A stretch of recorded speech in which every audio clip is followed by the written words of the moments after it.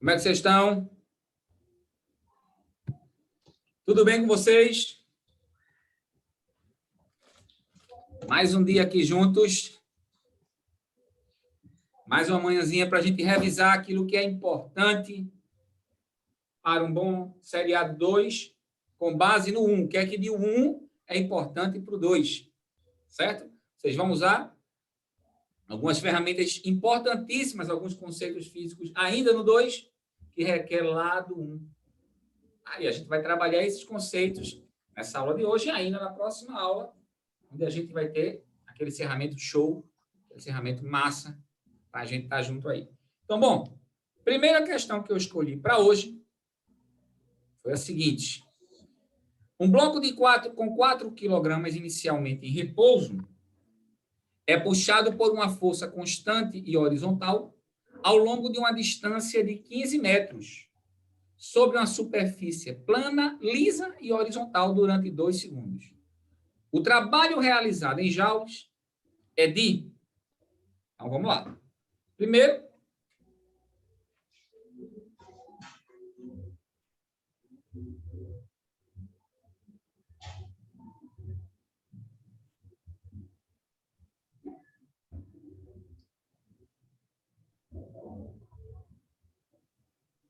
primeira coisa importante. A gente sabe que se um objeto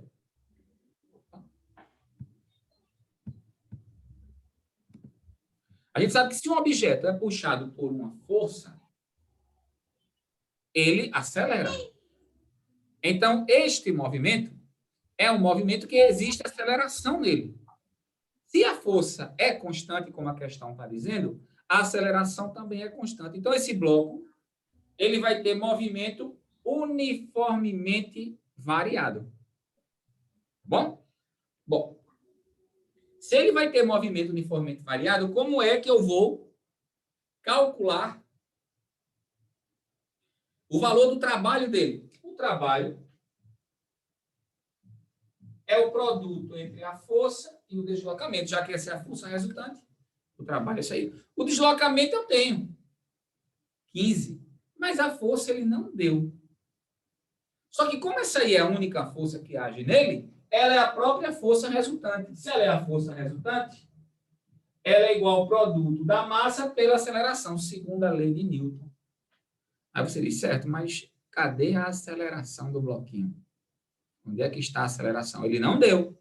Ele deu a massa, mas não deu a aceleração. Mas ele disse que ele faz esse movimento em 2 segundos.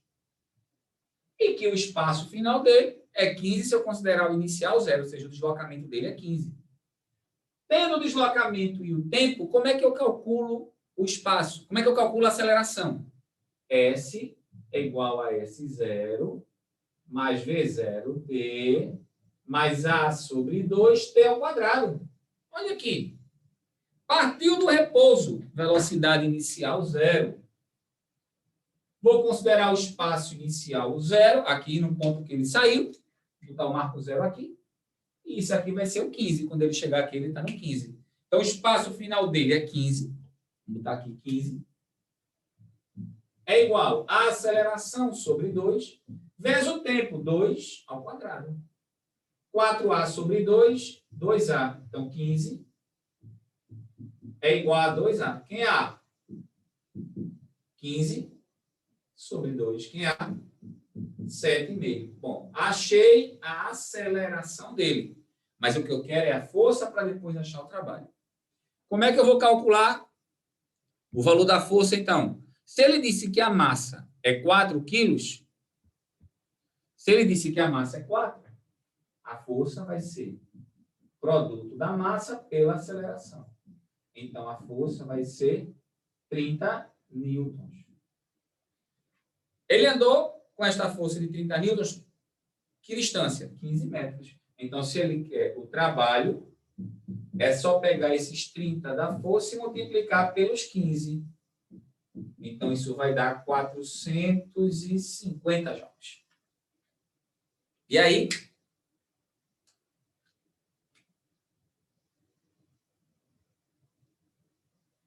Tranquilo ou não? Primeira questãozinha, diga aí. Pessoas? Facinho? Massa, amigo. Show de bola.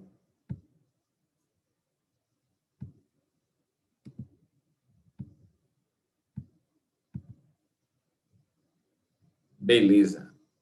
Bom, essa é a primeira questão envolvendo ainda o conceito de trabalho, vocês vão usar bastante em termodinâmica. Chegou termodinâmica, vai ter que saber conceitos de dinâmica. E trabalho é um dos mais importantes em termodinâmica. Vocês vão ver lá adiante. Segunda questão diz assim: um corpo de massa M é colocado sobre um plano inclinado de ângulo Q com a horizontal. No local onde a aceleração da gravidade tem módulo igual a G. Enquanto escorrega uma distância D, descendo ao longo do plano, o trabalho do peso do corpo é... Vamos lá. Então, vamos fazer aqui o plano inclinado.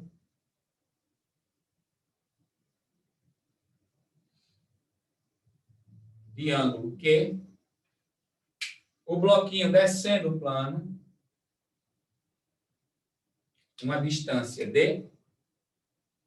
E ele quer o trabalho do peso. Vamos lá. Peso é o que a gente chama de força conservativa, ou seja, o trabalho do peso não importa para calcular o trabalho do peso, como o objeto se moveu, só importa a diferença da altura em relação ao ponto que ele saiu e o ponto que ele chegou. Só isso que importa. E a altura que ele saiu daqui para cá não é D, é H. É essa altura que importa. Quando ele chegar aqui, ele desceu uma altura H e não D. D foi a distância.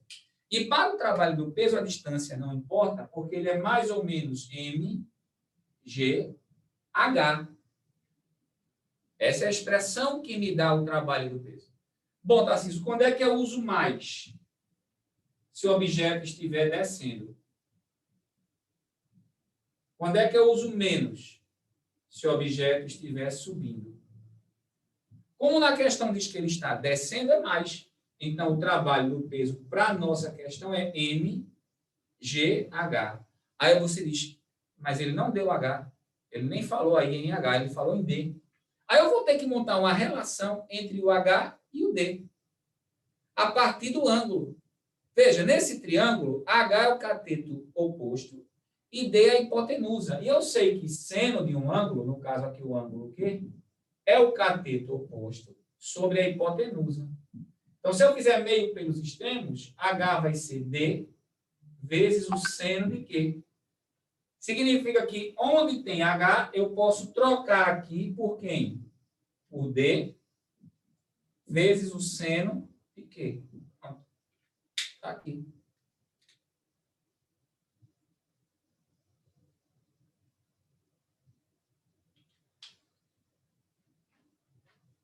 Isso aí é o que está na letra A da segunda questão.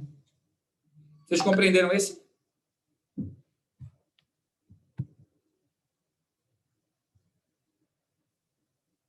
Tudo certo? Beleza. Massa.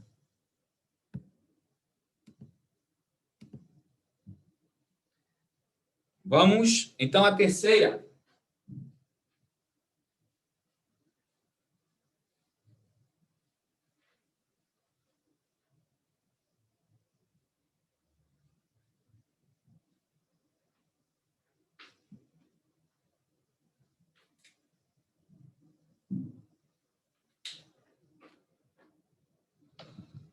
Terceira questão. Seguinte. O gráfico da figura mostra a variação da intensidade da força F que atua sobre um corpo, paralelamente à sua trajetória em função do seu espaço X. Qual é o trabalho em joules realizado pela força quando o corpo vai de X igual a 2 metros para X igual a 6 metros? Questão boa. Vamos aqui ao desenho.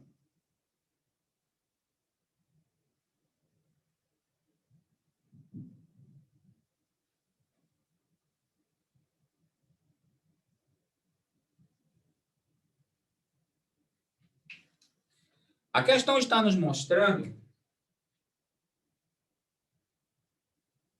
o gráfico de uma força que está variando com a distância.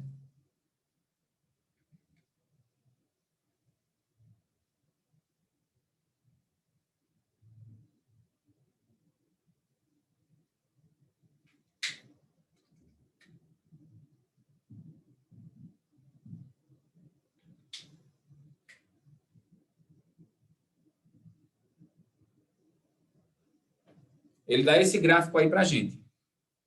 Só que ele pede qual é o trabalho entre 2 e 6. Entre 2 metros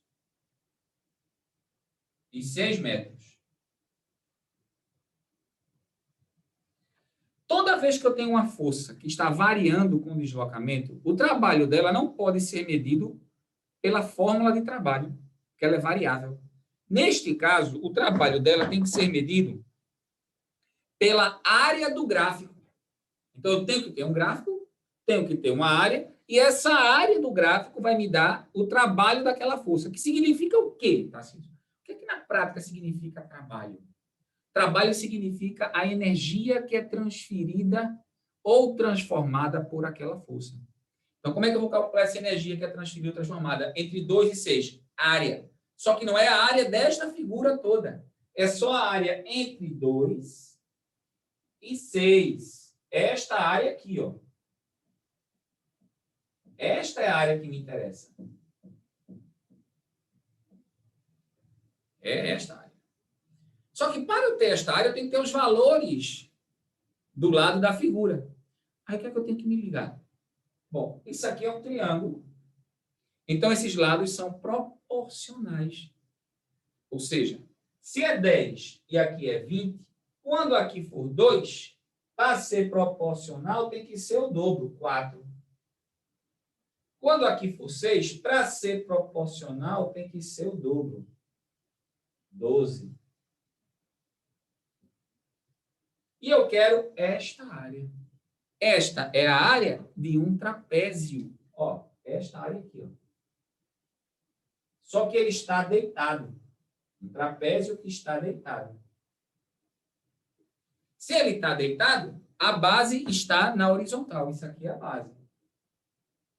Se isto aqui é a base, isto aqui. Desculpa, isso aqui é a altura. Está deitado. Isso aqui é a altura. Isso aqui é a base menor e isso aqui é a base maior. Beleza. Como é que eu vou pegar o tamanho da base menor? Olha o que está aqui, ó. 4. Base maior, que está aqui, ó. 12. E a altura? 2 para 6. Então, se eu fizer esta área, ela vai ser numericamente igual ao que ele está pedindo, que é o trabalho da força. Então, esse trabalho vai ser base maior, que é 12, mais base menor, que é 4, vezes a altura de 2 para 6. 4 sobre 2. 12 mais 4, 16. O 4 corta com 2, dá 2 em cima. 16 vezes 2, 32. Está aqui. Terceirinha questão respondidinha para vocês. E aí, comentem. Tranquilo essa? Tem alguma pergunta?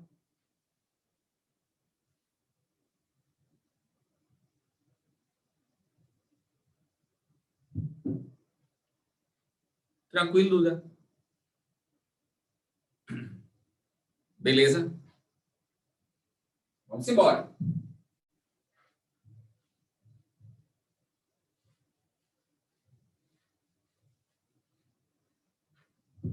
Quarta questão.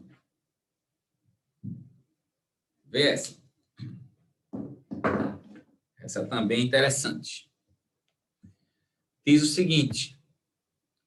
Um homem puxa a extremidade livre de uma mola de constante elástica igual a 1000 newtons por metro, alongando-a 20 centímetros. O trabalho da força elástica da mola sobre a mão do homem vale... Se liga aí. Deixa eu mostrar aqui uma coisa a vocês.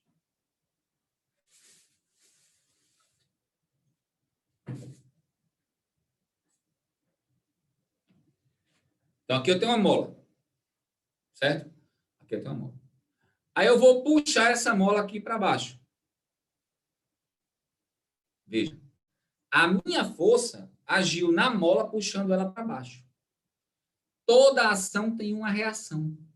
Enquanto eu estou puxando a mola para baixo, ela está me puxando para cima.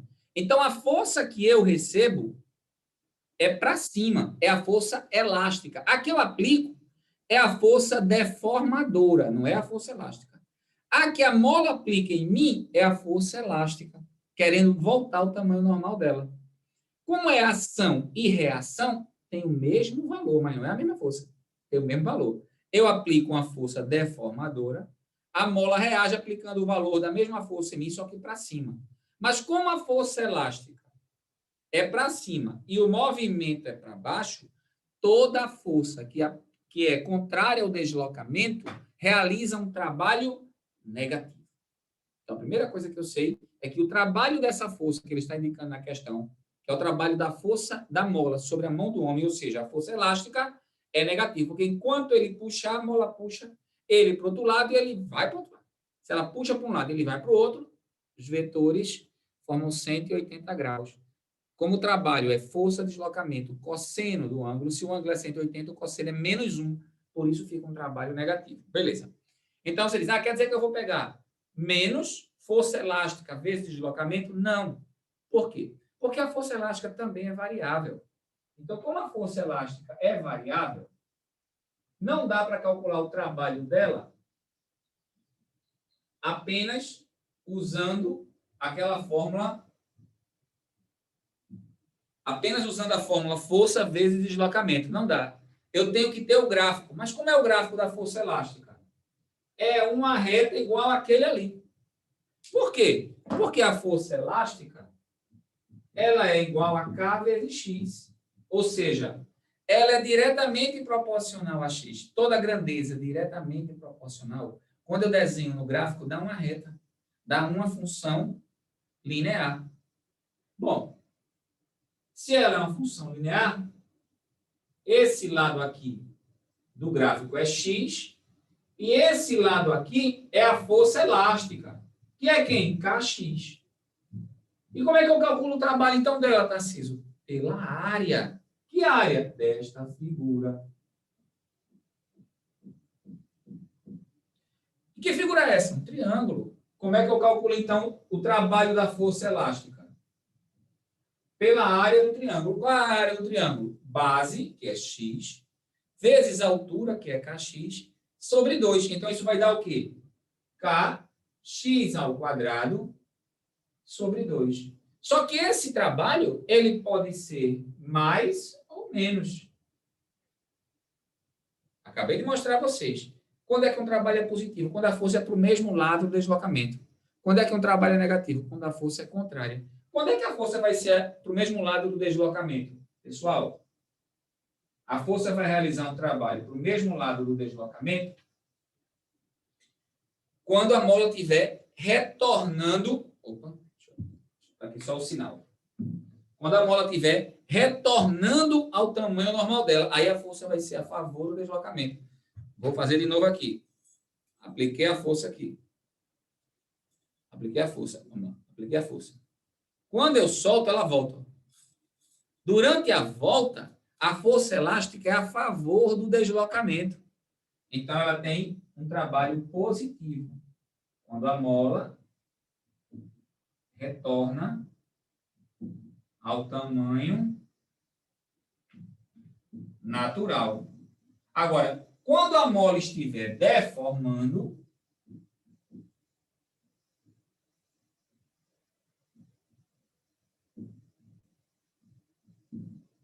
aí o trabalho é negativo. No caso da gente, ele está dizendo que o cara está deformando a mola, então é menos Kx ao quadrado sobre 2. Aí eu tenho que fazer o que aqui? Ele disse que o K é 1 vezes 10 terceiro, é 1000.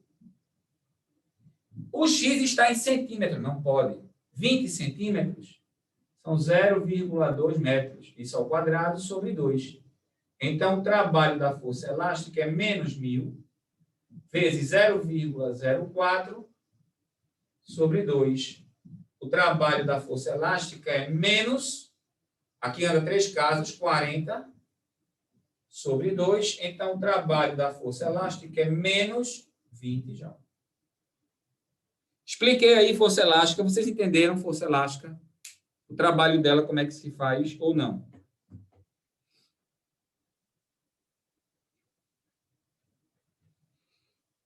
Beleza, João Vitor? Tranquilo mesmo?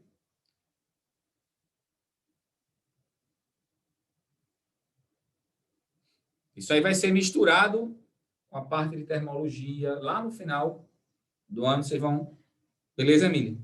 Vocês vão trabalhar bastante com esses conceitos, tá? Então, tem que estar relembrando aqui, porque esse resgate do primeiro ano, porque essa parte é importante, certo?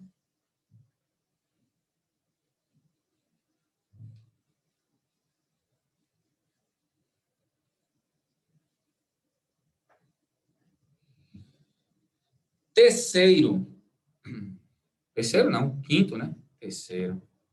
Quinto. Estou voltando, é? Vamos lá. Seguinte. Devido à escassez de água no sertão nordestino, muitos agricultores e pecuaristas são levados a cavar poços artesianos para suprir a demanda de suas casas, lavouras e rebanhos. Um homem usa uma bomba manual para extrair água de um poço subterrâneo a 60 metros de profundidade. Calcule o volume de água em litros que ele conseguirá bombear caso trabalhe com uma potência constante de 50 watts durante 10 minutos. Despreze todas as perdas e adote G igual a 10 metros por segundo ao quadrado e a densidade da água igual a 1 quilograma por litro. Bom, ele está falando aqui em potência, está pedindo volume, mas está associando com potência. Vamos lembrar aqui. Potência é o trabalho sobre o tempo. Só que como ele quer puxar água, a força que ele vai ter que usar para puxar essa água, ela não sobe se essa força não for pelo menos igual ao peso dela. Tudo bem? Então, se essa força for menor que o peso, a água não consegue subir. Então, o trabalho dessa força é igual ao trabalho do peso. Só que, como o trabalho do peso subindo é negativo, o desta força é positivo, porque essa força é a favor do movimento da água. Então, esse trabalho de F tem o mesmo valor do trabalho do peso, só que com um sinal positivo. Acabou a questão. Acabou a questão. Aí você diz, bom, mas ele está pedindo volume.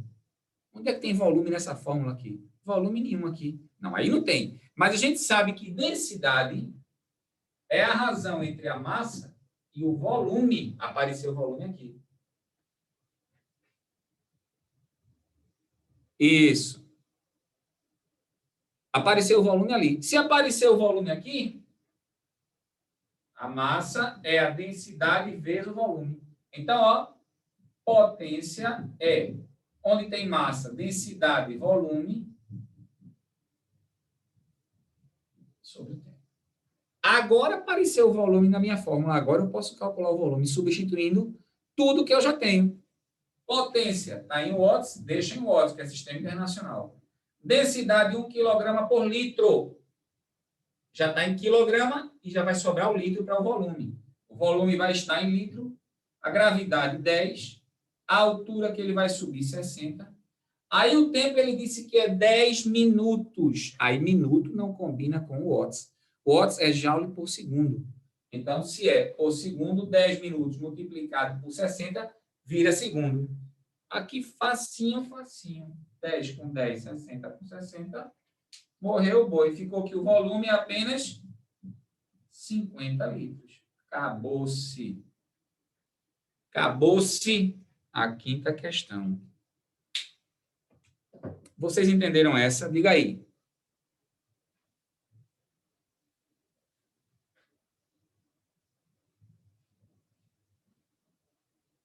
E aí, pessoal? O conceito de potência, a rapidez com que o trabalho é realizado. Uma coisa potente significa que ela consegue transformar energia rapidamente. Carros mais potentes, eles conseguem transformar energia, pegar a energia do combustível e transformar isso em energia cinética jogando para as rodas. Quem faz isso rápido tem mais potência. E, normalmente, potência está associada ao preço das coisas. Coisas mais potentes são coisas mais caras. Normalmente, essa é a relação. Tá? Quando eu consigo elaborar, construir um equipamento que transforme rapidamente a energia que ele tem, um tipo de energia, não energia que eu desejo, esse equipamento é mais caro. Normalmente, existe essa relação. Não é? Refletores, 30 watts, 30 joules por segundo. A cada segundo, ele transforma 30 joules de energia elétrica em luz. Esse é um refletor com uma certa potência. Se eu comprar um de 50 watts, Tarcísio, o que significa? Que a cada segundo ele transforma 50 joules de energia elétrica em luz. Então, ele transforma mais energia no mesmo tempo. Consequentemente, ele é mais caro. O de 50 watts é mais caro. Eu consigo mais luz no mesmo tempo do que com o de 30 watts. Compreenderam? Potência faz esta relação entre transformação de energia e tempo, que é uma coisa aqui importantíssima, né? Que é essa relação de tempo. No caso do carro, um carro, por exemplo, 2.0, comparado a 1.0, o carro 2.0 ele é mais potente normalmente. Por quê? Porque ele transforma mais rápido a energia do combustível, da queima do combustível, em movimento para as rodas. E vocês vão ver aí como é que essa queima é feita lá em termodinâmica. A termodinâmica vai explicar tudo direitinho. Eu preciso do conceito de potência para quando eu chegar em termodinâmica eu entender o que é a potência de um motor. Em termodinâmica você vai estudar esses motores, como é que eles funcionam, a base de que ele é feito, tarará, tarará. Tudo isso está associado a esses conceitos que a gente está vendo, que já viu e está relembrando agora, resgatando nessa aula. Tudo bem? Sexta questão, então. Vamos a ela. O elevador de um prédio em construção é capaz de erguer uma carga de 1.200 newtons a uma altura de 20 metros em 12 segundos. Nessas condições, a potência média útil desenvolvida por esse elevador em watts é de... Então, vamos lá.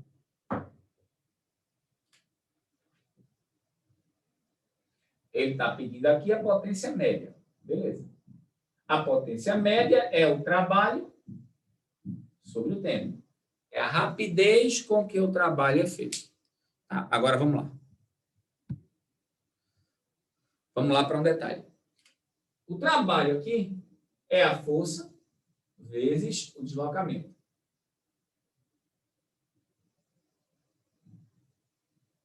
Força vezes deslocamento. Isso aqui, dividido pelo tempo, vai me dar a potência. Só que deslocamento sobre tempo é o que a gente chama na física de velocidade média. Então, a potência média também pode ser a força multiplicada pela velocidade média.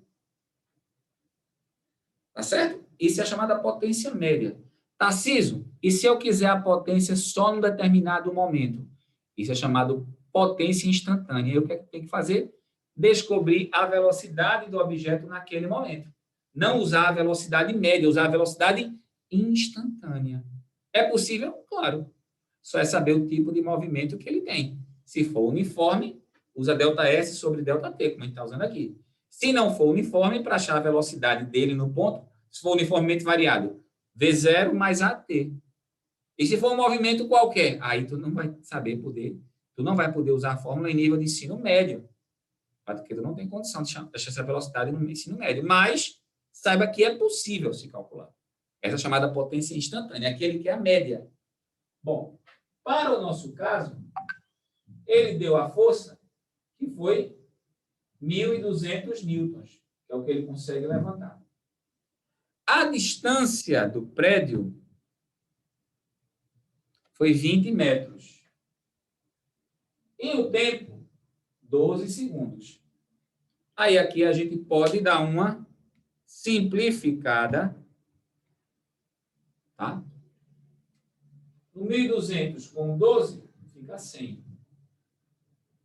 100 vezes 20 dá 2.000. Então, a potência média, nesse nosso caso, é 2.000 watts. Também pode ser chamada de 2 kilowatts. No caso da gente, ele já deu em watts mesmo, 2.000, que é representado na letra C, 2.000 watts. Tudo bem?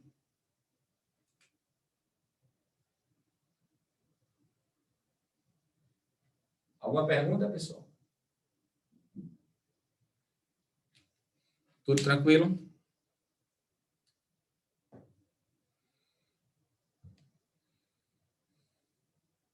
Beleza.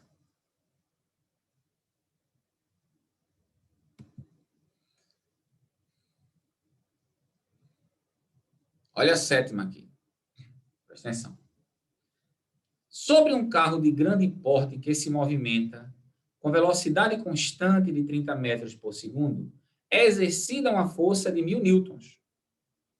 Sabendo que seu rendimento é de 20%, determine aproximadamente a potência consumida pelo motor desse carro em HP, horsepower, dado um HP igual a 746 watts.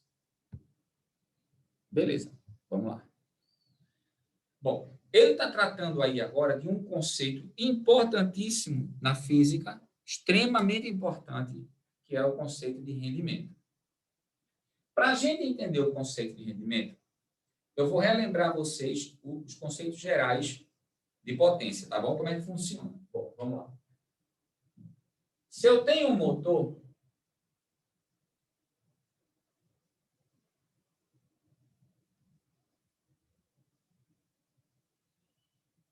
qual é a função básica de um motor?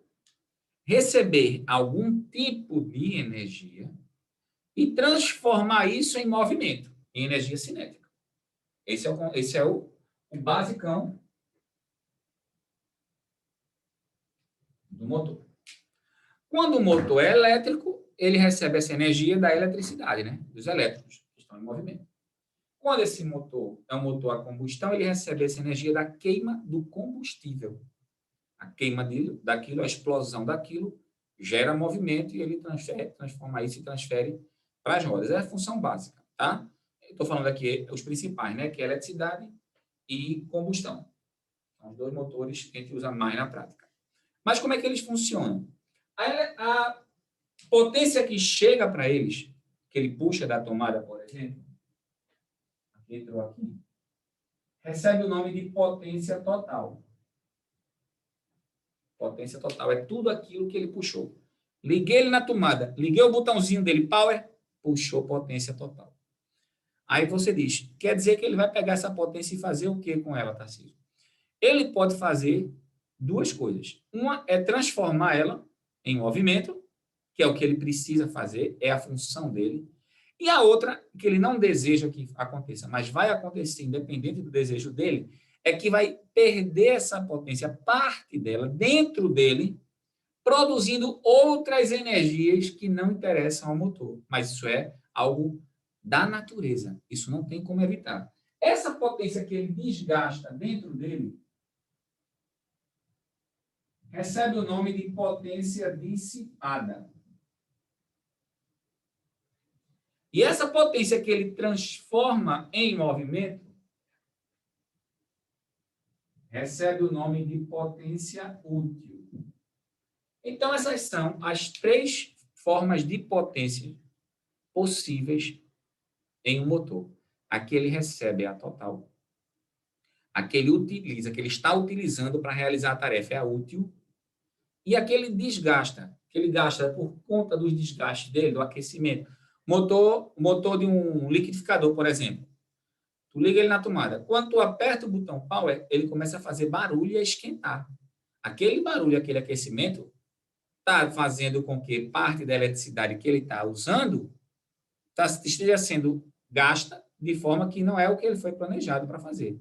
Então, é uma potência dissipada, uma potência perdida ou transformada em outras formas que não são interessantes. Não foi o objetivo de quem construiu aquele motor, mas isso é natural. Não tem como correr disso. Bom, qual é a relação matemática entre essas três potências? existe o princípio da conservação da energia, que diz que a potência total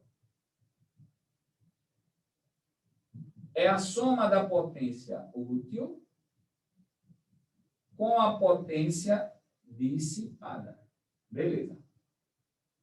Isso é o que eu chamo de potência total. É o que ele recebe, parte ele vai transformar em energia útil, outra parte em dissipada. Essa soma da útil com a dissipada é a total, porque não vai ter outra situação. São essas três possibilidades, né? Beleza. E o que é que a gente define como sendo rendimento? Rendimento é um conceito que vai relacionar a potência total com a potência útil. É a relação ou a razão entre potência útil e potência total.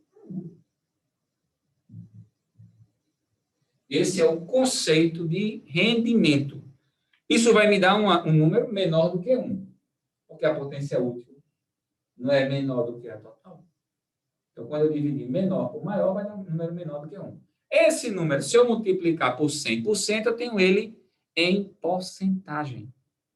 Aí, o que é que a questão nos diz? A questão está nos dando dados para a gente descobrir qual é a potência consumida pelo motor, a potência total. Né? E aí, o que é que acontece? Ele falou para a gente que o rendimento é de 20%. Então, isso aqui, esse N, na questão, é 20%. 20% é uma coisa de 20 dividido por 100, ou em decimal, 0,2. Isso é o que a questão nos informa. O que mais ele diz? Ele diz que esse motor vai estar com uma velocidade 30 e uma força exercida sobre ele de 1.000. Então, ele está utilizando uma força de 1.000 com uma velocidade de 30. Isso é o que ele utiliza, isso é a potência útil dele. Então, a potência útil é o produto força-velocidade. Como neste caso a velocidade é constante, eu não preciso me preocupar em chamá-la de média, que a potência útil vai ser a potência, né? Em todos os instantes ela tem o mesmo valor, já que a velocidade é constante. Então, se ele recebe 1.000 e a velocidade é 30, ele vai ter uma potência útil de 30.000 watts. Beleza. Mas ele está querendo saber qual é a potência consumida pelo motor, ou seja, a potência total a que ele recebe. Ou seja, a soma da útil com a dissipada. A útil é 30.000. A total eu posso calcular pela fórmula de rendimento. Não preciso calcular a dissipada, né? Eu posso calcular a total pela fórmula de rendimento. Então, ó, se o rendimento aqui é 0,2 e a potência útil é 30.000 watts, tem como calcular... Deixa eu só confirmar aqui. Tem como calcular a potência total, né? Isso. Só que ele está pedindo em HP, tá bom? A potência total vai ser 30.000 sobre 0,2 vai ser 150.000 watts. Beleza. Só que ele quer em HP, em horsepower. E ele disse que 1 horsepower é 700, 1 HP é 746 watts. Então, se eu calculei em watts, essa potência para passar para HP é só dividir 150.000 por 746. Isso dá um valor aproximado de 200 watts. Então, essa é a potência consumida pelo motor. Essa é a potência que ele está consumindo, tá certo? Durante esse movimento dele, de receber uma força de 1.000 e estar a 30 metros por segundo. Com um rendimento de 20%, ele está consumindo 200 watts. Tá bom? Alguma pergunta?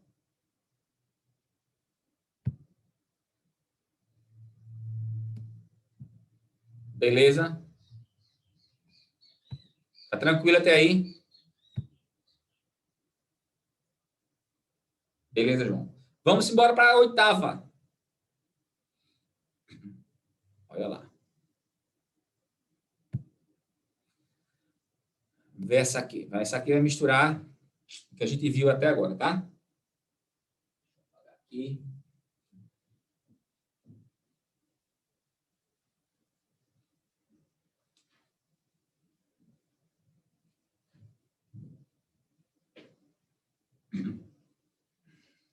Vamos lá. Seguinte.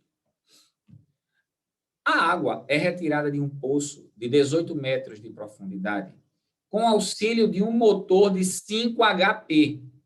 Isso é a potência total do motor. Certo? Determine o rendimento do motor se 420 mil litros de água são retirados em 7 horas de operação. Adote 1 HP, 750 watts, G igual a 10, e a densidade da água, 1 kg por litro. Aí ele quer esse rendimento e ele quer ele em porcentagem. Ok?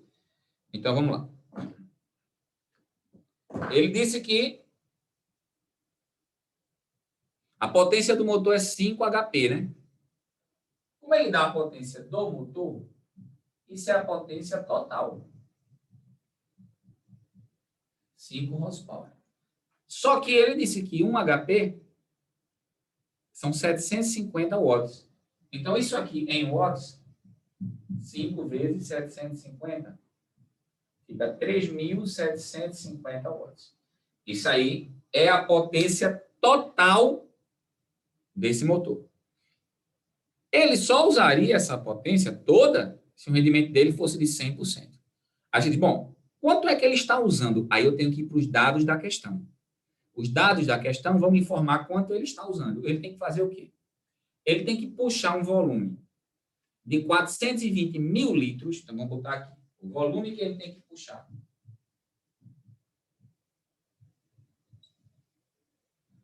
De água com a densidade de 1 kg por litro, ou seja, se você sabe que tem 420 mil litros, cada litro tem 1 kg, são 420 mil quilogramas de água. Ele tem que subir isso aqui uma altura de 18 metros e num tempo de 7 horas. Ele diz que a gravidade é 10. Beleza. Então, que potência ele vai ter que usar, para fazer essa tarefa que ele está fazendo? Potência que ele vai usar é a potência útil. Ele não está... Se o motor tem 5 HP, significa que ele vai usar os 5 HP. Ele vai usar para fazer isso aqui. Isso está no motor disponível. Isso aqui é o que ele vai usar para poder puxar essa água. Então, como é que eu vou calcular essa potência útil? Vai ser o trabalho da força para levantar essa água sobre o tempo. Foi que a gente viu que esta força tem que ser pelo menos igual ao peso para a água poder subir. Então, esse trabalho é igual ao trabalho do peso. Eita. Só que um sinal positivo. Onde tem massa, eu vou trocar por densidade e volume.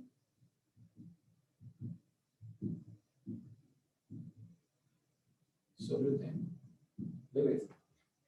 Eu tenho que ter cuidado só para os ajustes das unidades, tá? Como a densidade está em quilograma por litro e o volume em litro, eu não preciso transformar isso para jogar na fórmula. Porque um vai anular o outro. Então, ó, a potência útil vai ser... A densidade é 1 quilograma por litro e o volume é 420 mil litros. Aí eu não preciso transformar. Vezes a gravidade, que já está em metro por segundo ao quadrado, tudo bem. Vezes a altura, que já está em metros, tudo bem. dividido pelo tempo que está em horas. Esse é o problema. Se o tempo está em horas, não está combinando com o metro por segundo ao quadrado da gravidade, então tem que passar esse tempo para segundos. A gente sabe que cada hora tem 3.600 segundos. Se são 7 horas, 7 vezes 3.600 segundos. Aqui a gente vai só cortar os dois zerinhos. Vou fazer essas contas aqui, que eu acho que eu anotei essa conta inteira. Vai dar o seguinte. 700...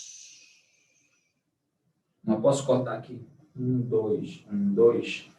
Aí vai ficar 756 mil em cima, dividido por 252 embaixo. E fazendo essa divisão, isso vai dar uma potência útil de 3.000 watts. Então, olha lá. O motor tem condição de produzir 3.750 watts. Ou seja, 3.750 joules por segundo. Só que para poder subir esses 420 mil litros de água em 7 horas, eu só vou precisar usar 3.000. Então, qual é o rendimento que está sendo usado nesta operação? O rendimento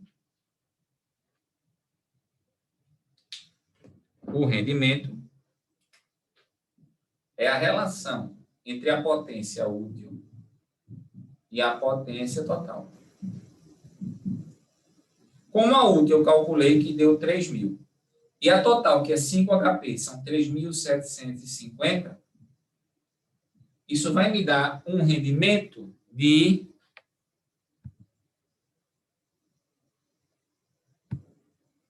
0,8.